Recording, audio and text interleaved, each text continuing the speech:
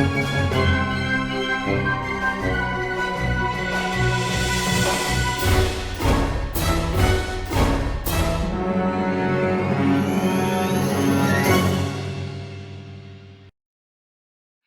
guys, it's your humble host, or Kale if you prefer. So I'm back with another video. So I've been watching a couple videos on this, and I've been seeing this kind of make the rounds, and I guess this came up a few months ago, and it's a hot topic again. It's in regards to fixing art. Will you have an artist come across an original piece done by someone else, and they either consider it a form of whitewashing it, or they need to blackwash it, or the body's too small, or the body's too fat, or it's one thing or the other. So, and fixing it or fixing other people's art has become a rather big topic and a little bit of an irritating issue. Now, there are some people who are just blindsided by all the mob attacks, while others legitimately go out of their way just to piss people off or to go, oh, hey, I think it should be this way. So, in this case, in regards to the Spider Man comic, I believe it was issue 601. I really don't read comic books for various reasons. It's not that I don't like the stories or the characters, I just don't want to try to keep up with the lore of the multiple universes. So that's why I never really could get into DC or Marvel comic books. Otherwise than that, I like Spider-Man, I like Batman, Superman, eh, I like Iron Man, so there's a lot of superheroes that I do like. Not really religious followers of any of them. If I had to pick one, I'd say Batman from DC, and then Iron Man from Marvel, if I had to pick. So, but anyway, let's focus on this. So, growing up, I did watch the 1990s Spider Man cartoon, and they had their own style and whatnot. So, and I actually really liked it. Now, looking at this, because it's not the original artist who is Scott Campbell that has received a lot of backlash, but the other artists in question that fixed the artwork. I kind of wanted to give my opinion and kind of point some things out because I feel like there really isn't a balance when it comes to these sort of things. Something I've noticed with Comicsgate, which I think is total cancer within itself because both sides are cringy, but when it comes to this sort of thing, you have two extremes and you have no middle. One extreme, one side of it is everything is hypersexualized. Both women and men in the comic books are hypersexualized, and sometimes to a overly ridiculous degree. That's one extreme. The other side of that coin is to where you will have people go out of their way to make the superheroes look fat. For example, do you guys remember that one artist that went through and pretty much blew up or bloated up all the DC superheroes? You had Superman, they gave him a beer belly. I think they made Batman really big. It's like, oh, well, this is normal. Not if they're constantly exercising and training, it's not. So, when it comes to things like this, so in my honest opinion, and I know a lot of people go, well, you're a prude anyway, so it doesn't matter. I will show you the characters that I like that are considered sexy or seductive, but we'll go in that into a minute. What I wanted to point out here is when I saw this, me personally, I prefer this. Again, I don't read the comics. I already explained why I stay out of them. There's just like too much garbage with them, too much to try to keep up with. I just want a good story. I don't want it to keep getting jump started and having to keep up with what the new lore is. It's irritating as all hell. Okay, so that's just me. Anyway, for me, I am more drawn to this. And the reason why I say it is not because characters, both men or especially women, can't be sexy, But to me, like for my artistic expression, because I've heard people talk about this too, is for me, this feels more natural. She's more innocent looking. She's not trying so hard. It's just there's a natural feeling to it. And I know comic books are fantasy, and I get that, and I can appreciate that. But at the same time, for me, again, this is just me. I'm not saying this is everybody, so chill out. When I see a natural looking character, to me, this is natural looking. I can get into the story a bit more. I can kind of picture myself as a character a bit more of the story I'm reading if I'm drawn to a certain character. So that's just my take on it. Like for me, I personally like this a lot more. I also tend to draw more naturally like this a lot more. I don't go out of my way to over sexualize my characters just because I don't feel it's necessary. To me, a character's seductiveness comes from their actions, how they're expressed, and okay, so I'm not gonna shit on this guy because I know he's a professional. His name is Scott Campbell. However, though, I have seen quite a bit of his artwork because I went and looked. He over sexualizes like all of his women, and I'm not talking about drawing them sexy. I'm talking about he goes above and beyond. And again, he's what I consider that first extreme to where everything has to be hypersexualized. Everything has to be outlined in the woman's form. Again, no balance. This is just my opinion. Excuse me. And I'm not stating, oh, hey, it's fact, everybody should think this way. No, this is just me. I'm talking about as an artist myself. Granted, not professional, I'm talking about what I'm artistically drawn to. What would catch my attention is like, oh, hey, does this look like something I'm going to read or not? So if I saw, say, the cover to the right, I'd be more drawn to that story because, like, oh, hey, you're going to focus more on the character's personality and her natural charm is going to come out with what she does and says, and it's expressed in a more natural way. Again, I get it, comic books are fantasy, I get it. But for me, I'm drawn to more of the natural element, what would be considered natural in the real world. That's just me. That's how I like my art. That's how I like to draw. And so this, to me, is a major turnoff. Not because she can't be seductive. Like I said, she's very beautifully drawn. But at the same time, because and I know there's people cosplaying as her. Who was it that I think did the best expression thus far? Star Wars girl. If you guys haven't heard of her, go look her up. But she actually did cosplay this.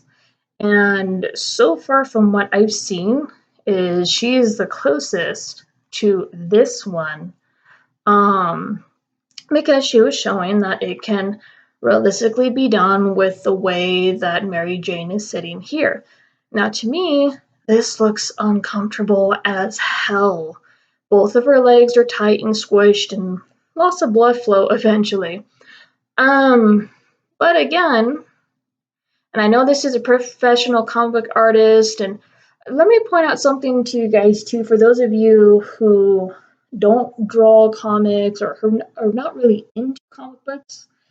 There's a whole different type of art style and coloring techniques that comes with developing comic books. Like I was just watching someone the other day, and I want to say it's another comic book artist I just subscribed to, David Finch, I believe the name is, and he was talking about how in comics, especially where they draw the characters in dynamic. So they have energy flowing throughout the character. It can either start at their arm and going down. I actually might post that video in the description to show you what I'm talking about. So, because comics are more dynamic poses and more expressive, because these are panels that are not moving and they're meant to convey a lot in one little small picture. Again, I'm not defending the over-sexualization of Mary Jane, but I did want to point something out, is the way that she is sitting right now versus this This is considered more dynamic, as you've seen a lot of comic books, a lot more dramatic poses. Everything is dramatized from sitting, punching, pointing. There's a lot more energy just going into a simple movement. Again, I will post that video because it's actually very informative. Now, for me personally, do I think everything should be dynamic? No, but again, I don't draw for comic books. Again, drawing for comic books is a completely different style, art form than, say, doing an illustration for a storybook or something. It's completely different. Now, going back to the other points, so as I said, I am more drawn to this because I draw this way. I can relate more to this, not only as an artist, but I can feel like I can get into the character's shoes a little bit more. Again, that's just me. With this one, not so much. Usually when I see a lot of stuff like this, it's an instant turn off because it's like, okay, they're just going to go out of their way to do fan service and focus more on that than the story. So that's how I register with that. Now, let's move on because I don't want to make this video too long. We're at 11 minutes. Not bad. Okay, so I want to show you the characters that I like or that I don't have an issue with that are sexy. So, as I said, I grew up with 1990s Spider-Man. Now, one of the characters I liked in there was Black Cat. Now, granted, it's been a long time since I've seen the cartoon because this was years ago, and I think it stopped showing when I was in grade school because I think it was playing on Saturday morning cartoon or whatever that little station was called. Anyway, though, this was one of my favorite characters out of the show. She could kick butt. She was constantly teasing Peter. And I don't remember if she actually found out if he was Peter Parker. Like I said, it's been a while since I've seen the cartoon. But again, a very beautiful character. Yes, she's more fleshed out.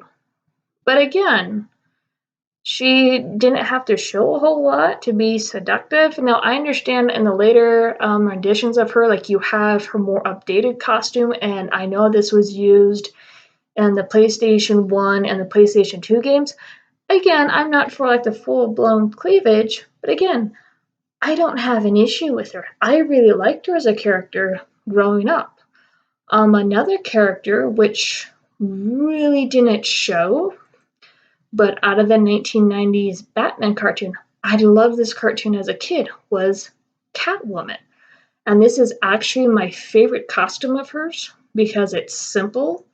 The color scheme pops, but again, you kind of have like those dark tones to it. It's not too bright. And again, she was sassy. She could actually kick butt. Granted, she theft a lot in the show, but still, she did it with class. She did it with style. And she was an overall fun character. So again, oh, here's a little figure of her. Again, though, you see her form is showing, but if you guys, for those of you who grew up with this cartoon, know what I'm talking about. She had a way of also teasing Batman, of getting under the villain's skin that she was working with. Now, granted, she got herself into some shit throughout the show, which is fine, but she was also there to help Batman. But again, this is another sexy, seductive character that I really liked. She was just fun watching on screen. I don't know what that is. That is like scary as all hell. I don't know what that is. I'm sorry. Anyway, though, so, and then the third one, which I don't mind too much, this is from an anime called Goblin Slayer. Not for the faint of heart. It is, some scenes are actually hard to watch because of the context, and I'm not going to spoil it. Just a little bit of a plot. So Goblin Slayer is literally about a guy who has dedicated all of his skill and effort to slaying goblins. But the goblins are really fucked up in the show. So again, as I said, it is not for the faint of heart at all. Okay, so this is a character from Goblin Slayer. She is literally called Witch. So as you can see, the way that she's portrayed, yes, she's meant to be a seductive character. Her voice is whispery. It almost seems like she's almost hitting on people, but she's not. So again, I don't mind this character too much. You can see her with her pipe. Yeah, she does hide things in between her boobs. So would I prefer to be a little bit more covered up? Yeah, but again, because they actually do something with her, and yes, she's there for a little bit of fan service, but they don't make that a focus, thankfully. Again, this is a character I don't mind. Oh, see, this is another shot of a Goblin Slayer. Yeah, that's the main character right there. And as you can see in the show, a lot of the girls are ample chested, we shall say. Oh, this is another one. This is the, I think she's one of the receptionists or one of the guild task managers, if that makes sense. She hands out the quests in the show. So, anyway, though, those are women I don't mind or that I really like growing up as a kid. So, and I understand why this artist that went out of their way to fix their artwork got a lot of backlash. I really do. As we've seen characters who have been like horribly, horribly disfigured by the artists that were fixing them. Again, whether it's blackwashing or whitewashing or trying to make the characters fat because body positivity and how dare a character be skinny and form fitted. And I will point out though that there have been innocents that have just received unnecessary backlash. Um, I don't know too much about this artist. I really don't if they do this with multiple ones. But I gotta say that the edit here is really damn good. Like this looks like it was naturally drawn this way. So that is skill within itself, and a lot of people jumped on this artist, which I think is unnecessary. Scott Campbell did clap back because, like, hey, leave my art alone. Don't go messing with my art. Go draw your own version, which is understandable. But again, though, I wouldn't have called it a fix. If anything, this is some major photo editing skills. To me, this does represent a type of talent right here because it doesn't look like it was altered in any sort of way. Yeah, if you look real closely, you can kind of see the shadow, but the fact that you nearly can't tell is really damn good. So if the artist had presented it as, hey, you know what, I photo edited it, here's my version of this, that would have been something a little bit different. As Alteori, I believe that's how you pronounce her name, also described because I watched a video by her, and I'll put her video in the link in the description. Um, so again, I do like both of them, but again, for me, this will draw me more to the actual story than this. I'm not someone personally who likes a lot of fan service. Sometimes it's over the top, but at the same time, I don't mind seductive characters, as you can see, Black Cat, Catwoman, um, which isn't too bad, but still, I don't mind them as long as they actually do something, and the focus is not their bodies or them popping out of their clothing or some other stupid shit. I don't care. But that's just my 2 cents. Now I'm gonna bring up one more situation. It kind of has to do with fixing, but kind of doesn't because it got mistaken for fixing. So there's an artist, a YouTube artist called Thumin, and I believe that's how you pronounce her name. So there was another fix it. I use quotation marks because that's not what it really was. Um, to where it was an image of Kiki from Kiki's Delivery Service by Studio Ghibli. Ghibli. I cannot talk tonight, I swear to God. Anyway, so that was going around of a black version of Kiki. However, this was not a blackwashing of the character. And I'll post Thumin's video in the description below as well. This was her drawing herself cosplaying as Kiki. And a lot of people jumped on Thumin. And I know Thumin had put out a video, because she references it in the video that I have linked below, where she talks about how blackwashing is necessary because Black people aren't represented enough, to where I will post another video in the description below by just some guy who has pointed out, because he talks a lot about characters getting blackwashed, and they make, anytime they blackwash a character, it's pretty much telling Black people, oh, well, you already have to use an established character in order to get any representation or recognition, instead of being able to create your own. So he explains it a lot better. I'm going to find that video and link it below, because that actually has some really good pointers. But so, as I said, I knew that might have what had caused a backlash just a little bit, because she put out that video, I believe, before putting out herself cosplaying as Kiki. I'm not 100% sure of the timeline. But as I said, there have been some innocence with this fix-it stuff, where people they just want to draw. They're not trying to fix anybody's stuff, but because of the mob, and because there's so many professional artists that want to go around fixing everybody's stuff, you have artists like Thumin, and I do believe this one, I would consider this one an innocent. However, the way that they presented it was a little bit snarky, not gonna lie. And I know that there's like a whole thing dedicated to fixing bad comic art. I'm not gonna lie, I'm really not. There's been certain pieces that I've been tempted to go out of my way to redraw, but I don't have the time. Anyway, so those are my 2 cents. Sorry if I rambled or whatnot, but hopefully what I said makes sense.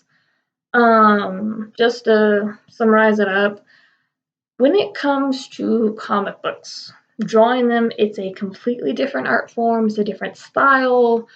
There's a lot of dynamic expression, everything is dramatized, because you're fitting a lot of action into a very small panel. So again, go look at David Finch's video, he actually explains dynamic poses. But with that being said, is you do have this horrible trend of everybody getting over-sexualized. Just about. Whether it's men or women, and then you have the other extreme to where we must make everything or everyone ugly as possible, or as androgynous as possible. And this is also something else, because I also watch these guys too. They're called Clownfish TV. And they talked about, their latest video was like the new He-Man cartoon that's coming out. I didn't even know there was a 2002 version. I didn't grow up with He-Man. I don't watch He-Man. Anyway, so they talked about how one of the characters in this new rendition named Tila, in comparison to her old style, she looks like a man. She has like the short butch overhang hairstyle, and I guess they took away her boobs. So usually, again, that's the other extreme, because this can also apply to cartoons as well. They will go out of their way to make characters look androgynous, overweight, because body positivity, even though it's a superhero or a fighter that is constantly training. So that's the other extreme too. There is no balance in between. Now, as I said, to me, this piece, I would consider that a balance. That's just me. That's just my take on it. What are your guys' thoughts? What do you guys think? Do you guys agree with the Scott Campbell? Do you guys like this stuff more? Would you guys prefer to see more of this stuff in comics? Let me know below, and go check out the videos. Anyway, I will see you guys in the next one.